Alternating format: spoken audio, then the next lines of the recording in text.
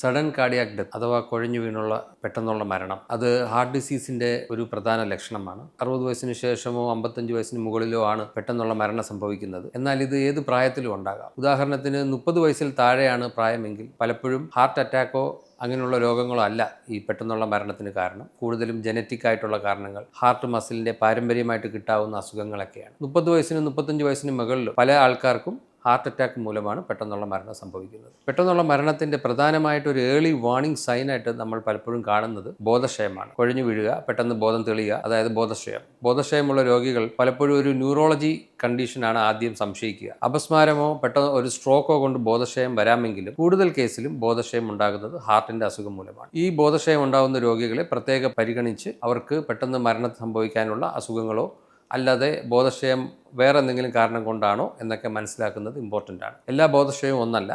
നമുക്ക് ബോധക്ഷയം ഉണ്ടാകുന്ന രീതിയും അത് ഏത് സിറ്റുവേഷനിലാണ് ഉണ്ടായത് എന്നുള്ളതൊക്കെ വെച്ചിട്ട് ചില കേസിൽ പ്രത്യേകതരം പരിശോധനകൾ ECG, എക്കോ ഉൾപ്പെടെ ചില കേസിൽ കുറച്ചുകൂടെ കൂടിയ രീതിയിലുള്ള ഇമേജിംഗ് സ്റ്റഡീസ്, MRI, മറ്റ് ചില പരിശോധനകളൊക്കെ നടത്തി ഹാർട്ടിൻ്റെ അസുഖം ഇല്ല എന്ന് ഉറപ്പാക്കുന്നത് ഇമ്പോർട്ടൻ്റ് ആണ്.